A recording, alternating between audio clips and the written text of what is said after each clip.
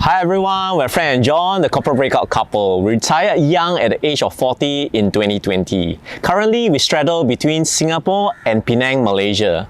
In today's video, we'll share with you our experiences from living in both countries. So we've been doing cost of living videos for the longest time and we thought we'd change it up this round. And before we do that, please like this video and subscribe to our channel if you haven't already. And for all our followers, welcome back.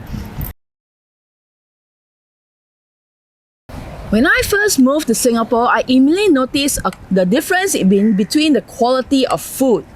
So, for example, you get more bang for your buck, even at hawker centers. So, for example, for 5 Sing dollars, you get more ingredients, more succulent, let's say the chicken or the pork.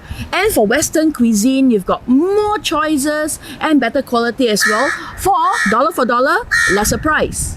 Yeah, it's true because when I'm in Malaysia, whether I'm in KL or Penang, I find that the protein to the the rice or the noodle ratio tends to be a bit lesser than in Singapore. So sometimes I find myself needing to order more protein and more more food in order to fill up my stomach in Malaysia.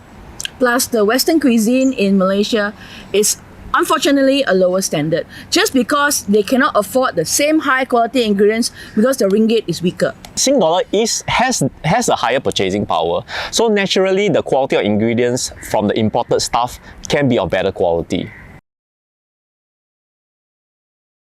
When I first came to Singapore, I had quite a bit of a shock when I see all aunties and uncles collecting cardboard for just a few cents per kilo. It was a huge culture shock, and honestly, I teared up because I can't help but think about my grandmother who actually lives in a luxurious condo with 4 bedrooms, 5 bathrooms and a helper.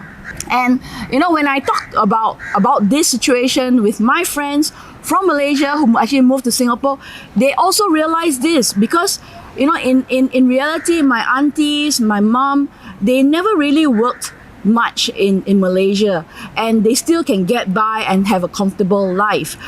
Whereas when I talk to my Singaporean friends, most of their parents do go to work and their parents are in their 50s, 60s by now, and some of them are still working either full-time or part-time. And it made me realize that Singapore, be it a metropolitan, a big city, it also comes at a price, which means that the cost of living in Singapore is high and people can't just take life easy. You can't just retire in a kampong somewhere and live off your pension. Those days are long gone, but in Malaysia, there's still a chance. During our hawker days in 2018, before the government enforced clearing your own trays, the people that will be clearing your trays are the old uncles and the old aunties and doing the table cleaning and also going to do the washing behind the scenes. In Malaysia, however, it's not the same. It's usually the youngsters who comes to clean and clear up after you. So this is a very distinct difference between the two countries. And because Malaysia has a huge population, in fact, these jobs are readily available for the 19, 18, 20, the early 20s people to actually take up these jobs, and they are very diligent, they are very fast, they are very quick, and they actually wipe down everything in a very efficient manner.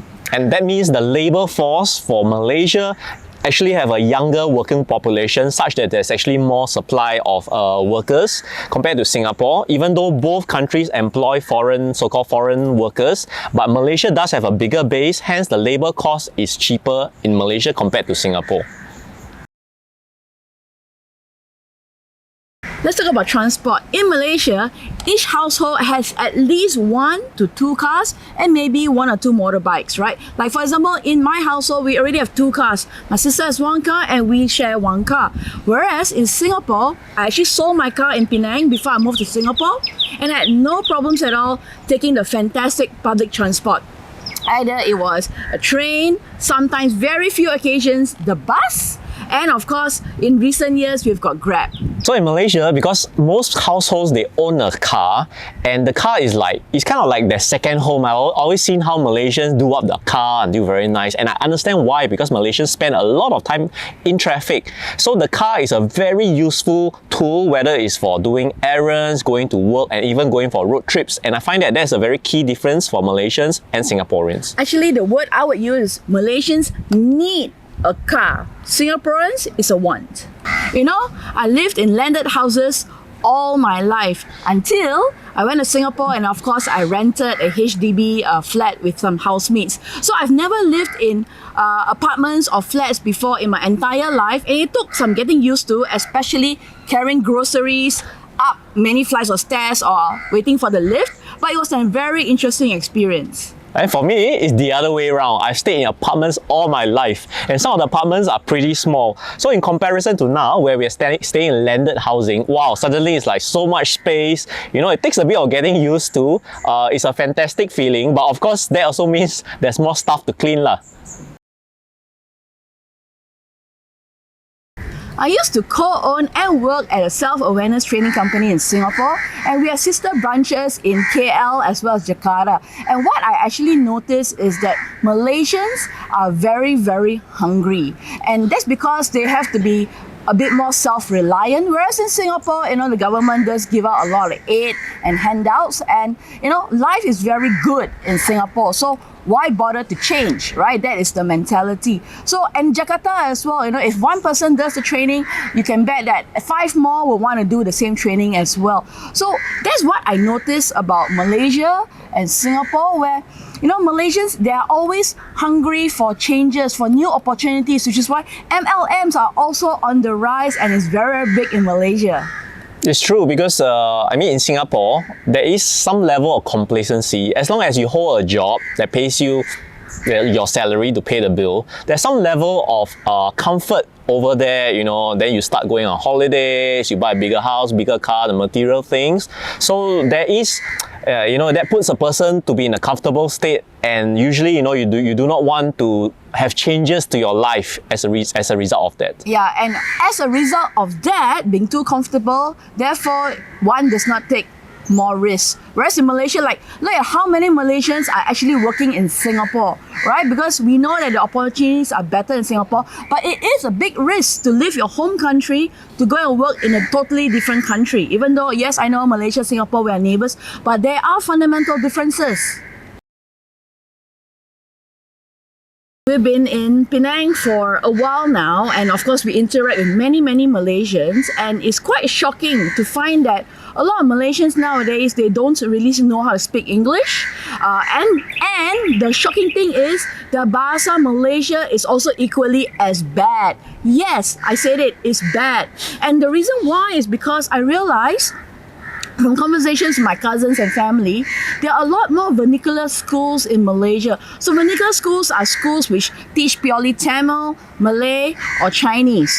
And they are of course national schools as well, but the quality and the standard has been on a downward spiral over the recent years. And you know, the other day I was having a cup of coffee at Zeus, and I ordered a cake, so I wanted a fork. And I asked the barista to have a fork, and that person did not understand me. I had to translate it into Malay. And the other day I was asking for a napkin, they didn't understand me, so I said tissue paper. And the standard now has really gone all the way down. You know, back in the day, my cousins, be it whether in Ipoh or in KL, we all spoke English. So did my friends. The other thing that we notice as well is the local dialects are slowly losing its place or its hold in the state. For example, Cantonese in KL, Ipoh, Hokkien in Penang. A lot of people that we interact with, usually in the service industry, they'll speak to you in Mandarin nowadays and not Hokkien. And I know it upsets a lot of my friends and my relatives. Another new thing that we've noticed is that the more affluent Malaysians will now opt to send their kids to private schools or international schools. And what this means is that their kids will come out now speaking perfect English, sometimes with American accent, but that also means that they have lost the ability to speak either Mandarin or Bahasa Malaysia. Well, we call that our mother tongue in Singapore, our second language. Well, in Singapore it's actually totally different. Everything is standardized. As long as you are Singaporean or PR, you do need to send your kids to a Singapore school. You cannot send them to an international school. So majority will go to an MOE school, Ministry of Education schools, where they go through standardized exams like your PSLE at the age of 12, and then you go to your secondary schools, your O-levels, and then of course all the different branches after that. But pretty much I would say homogeneous, standardized. So You know, the Singaporeans are kind of like the younger Singaporeans, rather, they are kind of like similar products. They all can speak English and a second language pretty decently. Which is why, as a Malaysian who can speak English, Malay, and Hokkien, it was very easy for me to assimilate to Singapore, because when I order food or when I converse, I can converse in English very well, right? Everyone understands me, and of course, a little smattering of Mandarin here and there. Yeah, my Mandarin is at what, 0 level. That's what I like to tell my friends. But it's easy for me to assimilate into Singapore. But for John, I feel that in the last 1 year, he needs to rely on me a lot for me to translate certain languages. Let's talk about the culture and the activities to do in Singapore. You know, ever since I moved to Singapore, there's been so many concerts that I've attended, so many plays. For example, Lion King, Wicked, Lady Gaga concert, and so forth and so forth. Oh, hey, Taylor Swift is coming, and Coldplay as well. So you see, there are a lot of international acts that choose to come to Singapore for obvious reasons. For example, Cirque du Soleil, I've never watched it before until Singapore.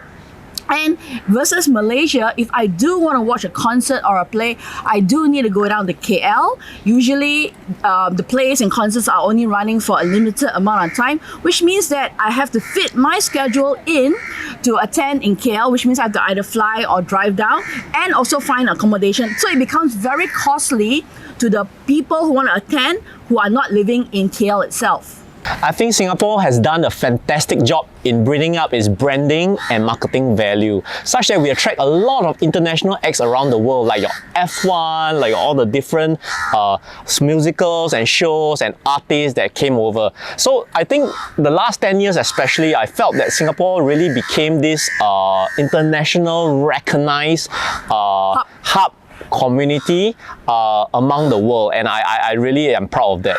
So Malaysia is truly Asia because it has got so many natural resources. For example, like your waterfalls, national parks, mountains, hills, and lots of hiking trails, and not to mention the fabulous beaches all around Malaysia, which of course, you know, Singapore being a tiny country, it doesn't have that many resources for people to go and enjoy.